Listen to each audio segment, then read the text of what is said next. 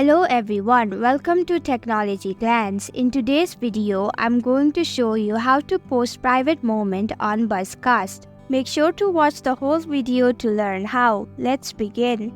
First, open up BuzzCast on your mobile device.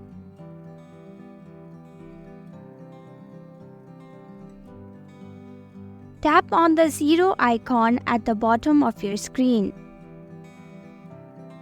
Now go ahead and tap on the Santa Claus button at the bottom of your screen.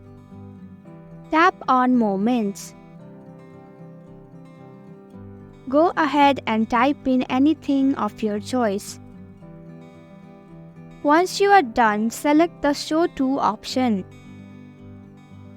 Now you can select the private option and tap on Confirm at the top right of your screen.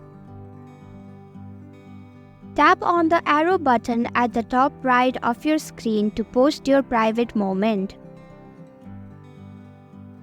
And that's it. I hope you found this video helpful.